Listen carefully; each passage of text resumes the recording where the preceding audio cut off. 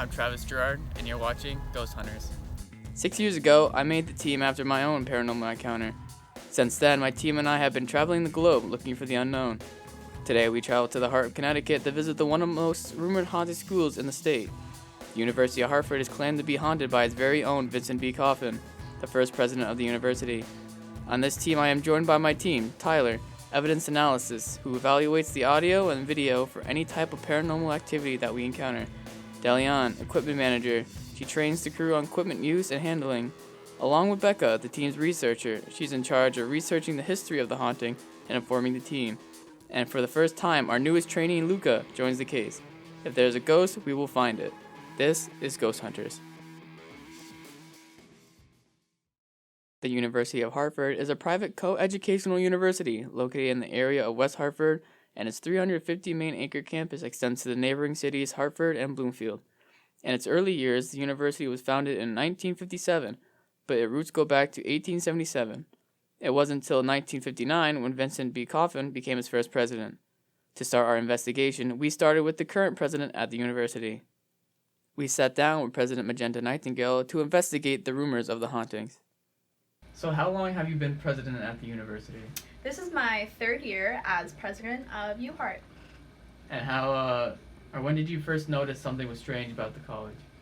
Well, a lot of students have been saying things about the university. Rumors have gone around, legends have been made. Personally, I was walking on the bridge from Alumni Plaza to the academic side, and there was something very off, I noticed. So do you know how President Coffin died?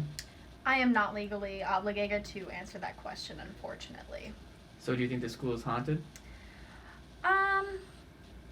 Possibly. I think that's how the legend of walking on the H was made, because he's buried under there, so they think that if you walk on the H, you won't graduate because he's haunting you. That's up for interpretation, I guess. With the interview regarding President Coffin coming to a dead end, we decided to take the situation into our own hands. Becca, our lead researcher, went to the school's library to dig up what we could find on President Coffin. During Coffin's tenure, the university opened its first residential halls and began a trajectory of growth and expansion that would span decades. The reign, however, wouldn't last for President Coffin. When overseeing the university's construction of what is now known as Alumni Plaza, the president fell into a vat of cement and drowned. The ceremonial Hartford H was placed a memorial, forever marking the death of President Vincent Coffin. But that still wasn't enough. It was time for eyewitness encounters. And I was walking from the ones. And of course, I don't walk down by the road because, I could get hit by a car. And as fun as that would be, I don't think that should happen that night. So I walk around the lake, towards, like the rest of the village, whatever it's called. And I'm walking with my good friend Jonathan Wade.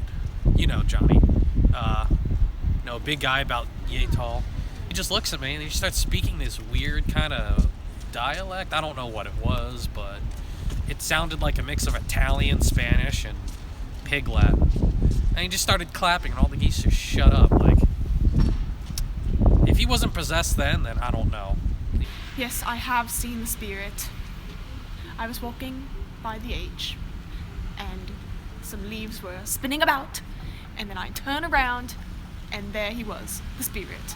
And the first thing I could think to do was run. Who do you think the spirit was? It had to be President Coffin. President Coffin, his ghost, haunts us to this day. One of my roommates once got possessed by President Coffin. He woke up, made a bunch of weird sounds, like, ugh. Then he went back to sleep. 2 hours later, I wake up to find him sleepwalking in the apartment, making the same weird noises. And then I remembered, he stepped on the H that day. The coffin must have come up through the coffin, through the ground, into the body, and possessed my roommate. To this day, we believe he was possessed for standing on the H.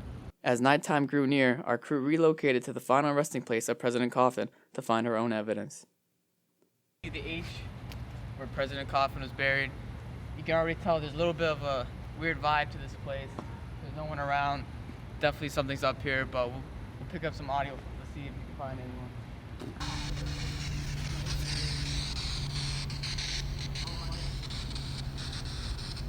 Did you just hear that?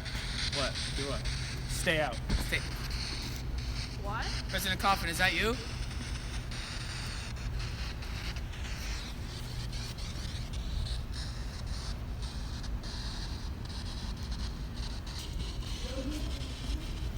There's definitely a spirit here. We don't know if it's Coffin for sure, but there's something definitely here. I don't like this.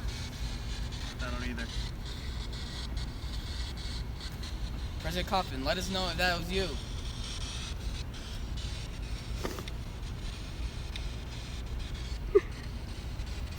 What was his first name? Did it start with a V? It was like Vincent B. Vincent Coffin. B. Coffin, yeah. No way. Look at these readings. Do you see it? What? That literally says Vincent. I don't like this. Travis, did you see that? See what? Something just was behind you. I thought that was one of you guys. No. Just brushed up upon, like, I don't know. I felt that. It was just like a thing of cold just went right through me. Yeah, it was right there.